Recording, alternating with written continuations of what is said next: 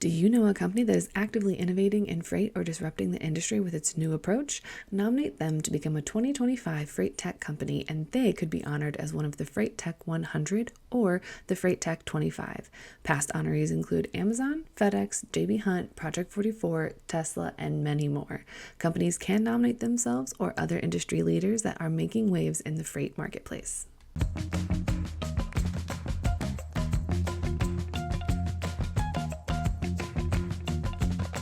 Welcome back to another edition of Check Call. Don't forget to subscribe to Check Call, the newsletter on FreightWaves.com if you haven't already. Today we welcome Elon Gluck, General Manager of GearTrack. Welcome to the show, Elon. Thanks for having me, Mary. Good to be here. I am excited. This is something that we've talked about a little bit in the past, and it's something that is on everybody's mind, and that's kind of cargo theft and different ways you can use to actually, I don't want to say stop cargo theft, because I think short of going, hey, you robber, you can't do that.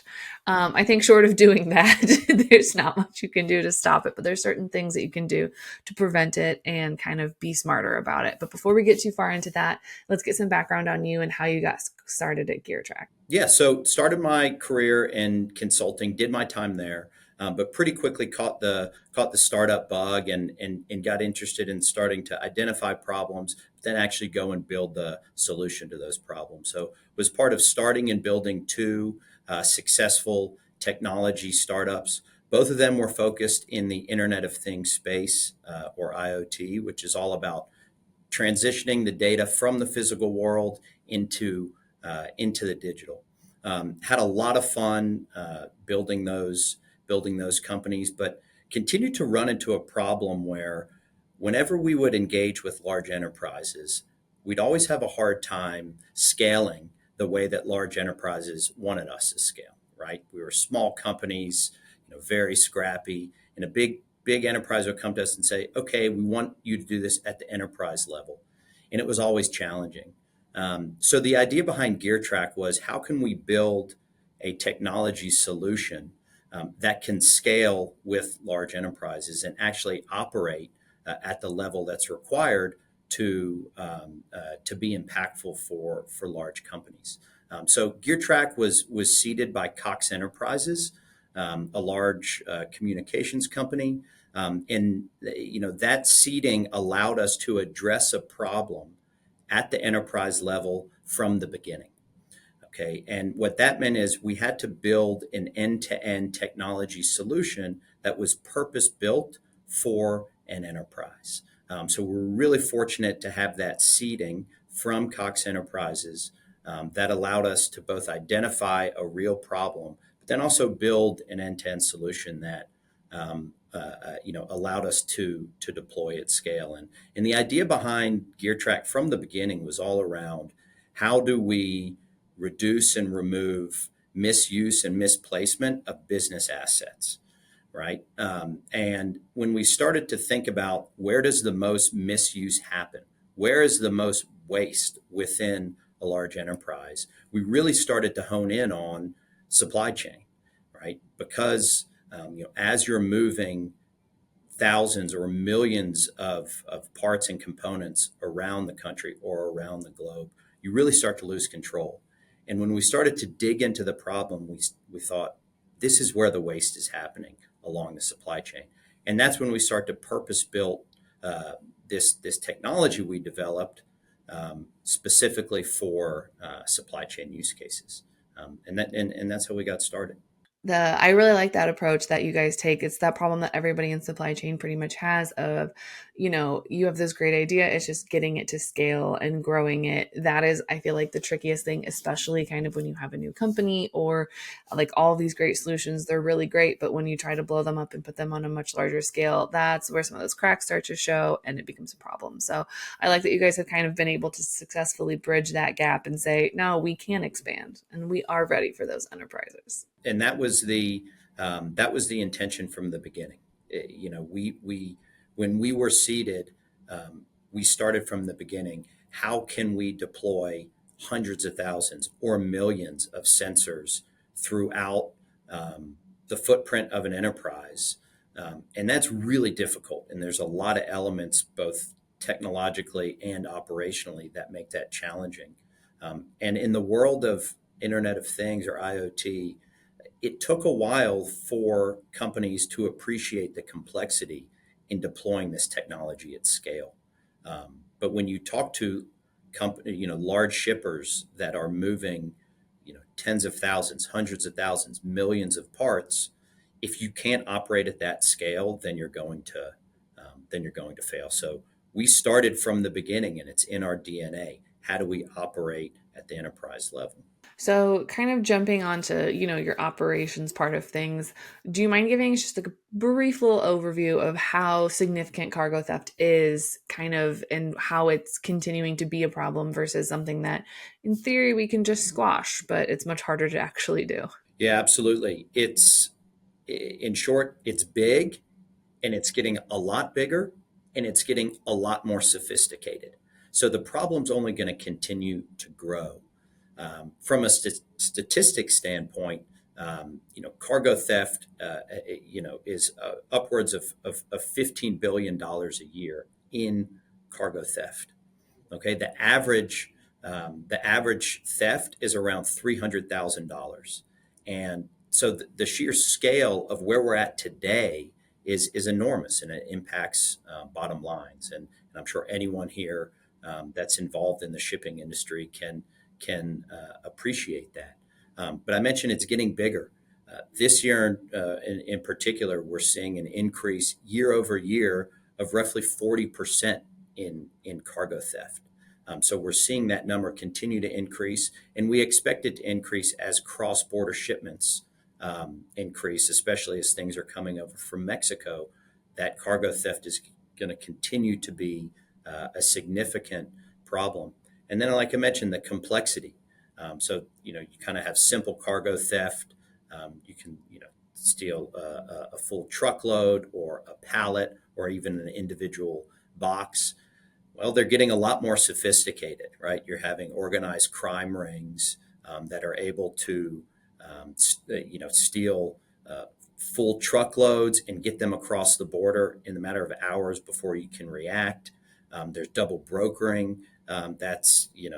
Theft will happen and you won't even realize where you went. You think everything is legitimate. Next thing you know, you don't know where your stuff is. So I think the trends on getting, it's becoming more prevalent, but then also more sophisticated is what's causing, a lot of worry in the supply chain world. So a lot of people have said some solutions are, trackers and individual things on pallets so that way when that cargo theft does happen, because unfortunately, as you were alluding to, it's not a matter of if the cargo theft is going to happen, it's a matter of when it happens. So some people are saying, well, if you have the trackers, that makes it easier because most of the time when theft happens, you file the police report and the police are like, unfortunately, there's not much that we can really do because, again, it's like chasing a ghost.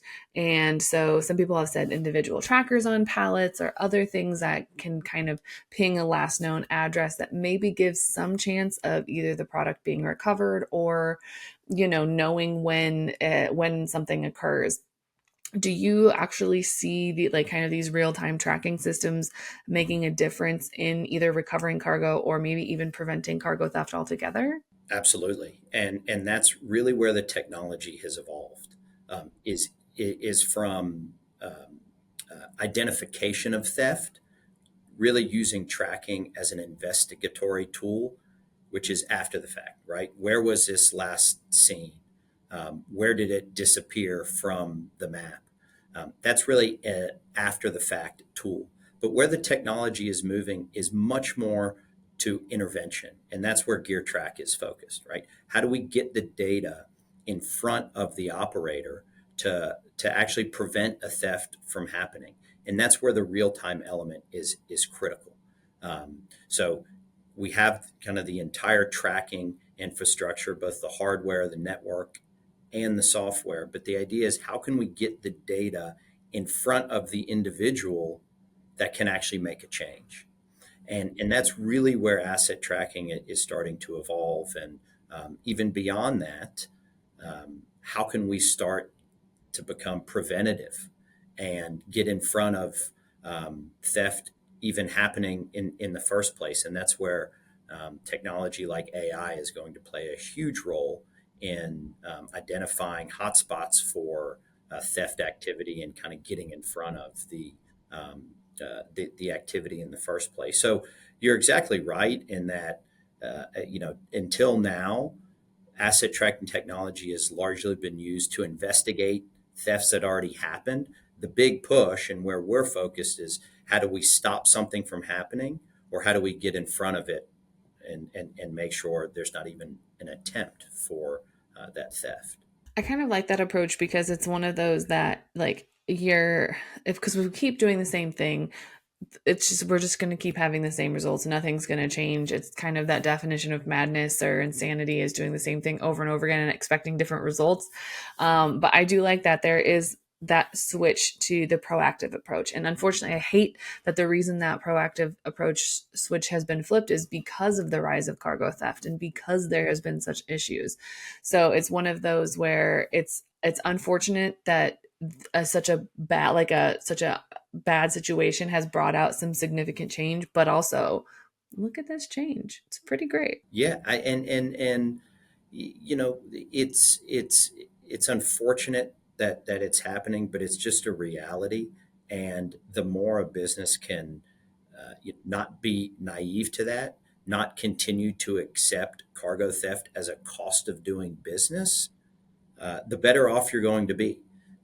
For a long time, cargo theft was considered just a cost of doing business, just regular shrinkage of our assets along the supply chain. But what we're seeing from a trend standpoint is, cargo theft, as it becomes more sophisticated, is going to become impossible to ignore. And if you don't have the problem today, you're actually in a great position to start thinking about how can I prevent it from happening in the first place. And that's really where we start working with our customers, is thinking about, okay, where you do see cargo theft, let's work to stop it.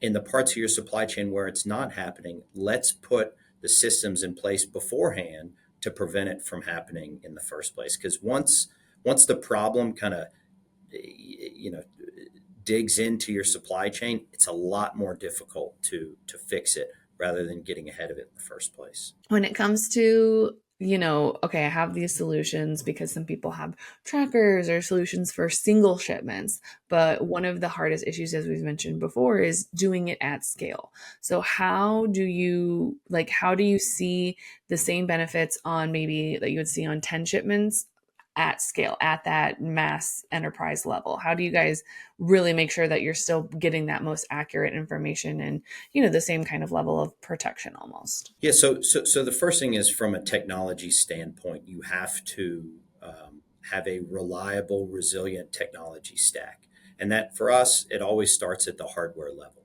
So ensuring that you have hardware that can be deployed in the hundreds of thousands or the millions of devices, and that really just comes from experience. You have to do it.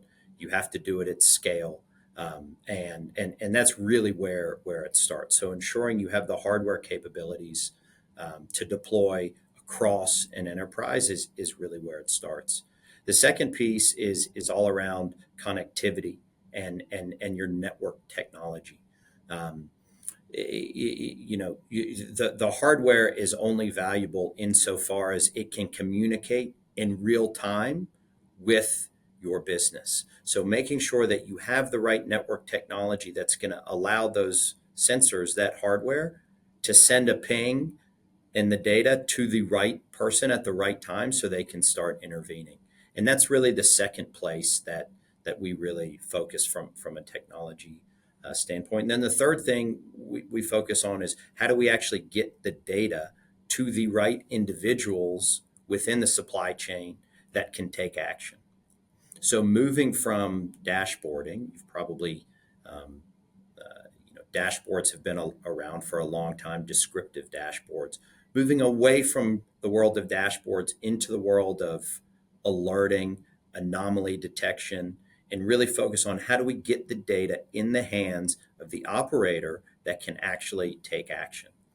And if you do that throughout an enterprise, then you really start to see change happen, change at kind of the ground floor. And that's what we're focused on. And as far as how you get started with an enterprise, it's really um, identifying the highest value assets or those assets that are most at risk for theft, starting there, generating your ROI so you can build belief in the system and in the technology within your organization, and then expanding out from there. Typically, that's where we see our customers have the most success. You start with the problem children or the highest value assets, and then you build from there. I mean, that makes a lot of sense because you're gonna see like as much as the high value assets, those are the ones that are going to be more easily targeted. Because I'm sure a truckload of PlayStation 5s is a much higher target than a truckload of dog food. So I definitely think that that's a smart way to start because at the same time with those high value assets and with some of those, things that are more costly, not only is it going to help your insurance rates to have this in place, not only is it going to, save things from getting stolen, it's going to reduce in savings for your shipper, or it's going to result in shaving savings for your shipper and everything like that. I think that's something that, as much as it is scary to start with, to almost kind of make those high value assets and those high value shipments more or less like your guinea pig. I think at that point in time, it's something where doing nothing, you know what's going to happen. Doing something, you like it's better than nothing, if that makes sense. Like that if you do nothing, if you don't put any, if you just are trying to do nothing, then that there's a pretty good chance it'll get stolen. Versus as if you're trying a few different tactics to figure out which one's best for this specific, shipment and this specific good, then that okay, well, I something I'm doing is better than nothing. And I think that that's just half the battle than just doing nothing. The good thing about this technology, one of the big evolutions of Internet of Things over the last several years has been the ease of use or the ease of deployment. So, um, as far as what a deployment looks like or how you get started, it's really low touch. We're not talking about a multi-year digital transformation. That's going to kind of bog your IT team down for years. It's really low touch. For example, we had a deployment recently for a large construction company. We deployed our technology in a single day across all of their assets that come through a single warehouse. And so, that's a big decision point when thinking about what kind of technology to deploy. The ease of use of IoT and sensor technology has really evolved over the last several years where you can get started very quickly. And it doesn't have to be the type of thing that bogs your team down for years from a deployment standpoint. It happens in the matter of days, and you see the impact very quickly. I think that's also half the battle because when someone thinks of, oh, there's this real time tracking, there's all these extra sensors I have to get. Well, now I have to go integrate with another system, and IT's got to spend 6 months getting those things to talk. And now suddenly this great plan that's supposed to save me all of this money is not doing that. And then you're sitting there like, okay, well, is this even worth it? Because my stuff's still going to get stolen. And so I think that being able to say the second that you're ready to implement this, we can be ready to implement this. Because, sometimes businesses aren't very quick, So I think that's really handy or really crucial actually, from the moment that they say, yes, let's do this. You can say, all right, well, we'll have it started within 24 hours and you'll be done by the end of the week. I think that's something that not a lot of solutions can say because it's very hard to do. And that simplicity is built into the DNA of GearTrack. And so when we talk to customers, we say, what are your highest value assets? What is your most complex part of your supply chain? Where do you think you have problems? Let's start there. And then you can start right away and build the business case within your organization to say, hey, I need to have this tracking throughout my enterprise across my supply chain. Because we know those type of decisions aren't made lightly. There's a lot of consensus buying in technology for a good reason. So we're really focused on simplicity. Let's start with the highest value assets, prove the value, and then you expand from there. I absolutely love that because it's just if it's going to work for your high value assets, it's 100% going to work for some of the lower ones. And also on behalf of insurance companies everywhere, I'm sure they would be very happy that the high value assets are what is protected first. That's right. And you'll see that reflected in your insurance rates as well, which is a big benefit of these type of systems. So I have two more questions for you before we're out of time today. And this one is going to be kind of easy. For companies that are considering implementing these real-time tracking solutions, what is your best piece of advice that you would give them? Like I said, it's all about identifying the problem children and just getting started there. What are my high value assets? What are my high risk routes? And starting with those assets, you will very quickly see the benefit of not only having the data available, but also starting to intervene and prevent incidents from happening. It doesn't take a lot to get started operationally or financially. So get started only on the highest value assets, build the case internally, and expand from there. And that would be my biggest piece of advice. I think a lot of times the challenge is when you're going to make the case for a new technology, you make the case for your entire enterprise, which is great. Of course, a supplier like myself, that's great. We love that, and we can do it as well. But really, where you're going to see the success, both operationally and making changes within your business, is if you start with the highest value assets, most condition sensitive assets, focus on reducing waste along that element of the supply chain, and expand out from there. I mean, that's a pretty good place to start. You kind of hit the nail on the head there. It's just start with the biggest headaches because everything else will be easier. That's right. That's right. All right, so that brings us to our final question of the day. And it might be the hardest question that you get asked all day today, but it's a question that everybody comes on the show has to answer. Is a hot dog a sandwich? Is a hot dog a sandwich? I'm going to go with no. I respect the years and years and years, maybe centuries of work the hot dog has put in, especially in the US, to build a brand of its own. And you know what? I respect the hot dog. The hot dog is its own category. I think sandwiches are something totally different. Um, and so, yeah, I'm gonna give the hot dog the respect that it's earned over all these years and say no, a hot dog is not a sandwich. I love that you put the respect on the hot dog's name. Like it earned for that. Like you see the Oscar Mayer Wiener truck. You don't see the Oscar Mayer Wiener sandwich truck. That's right.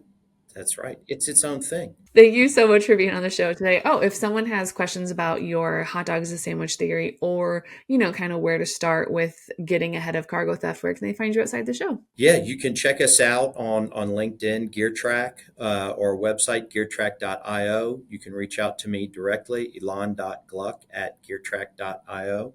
Be happy to talk. Yeah. Awesome. Thanks so much for joining us. Thank you, Mary. Find Check All the Podcasts anywhere you get your podcasts, like Apple Podcasts and Spotify. Don't forget to check out all the other incredible FreightWaves shows, and don't forget to subscribe to the newsletter on freightwaves.com/checkcall. See you on the internet.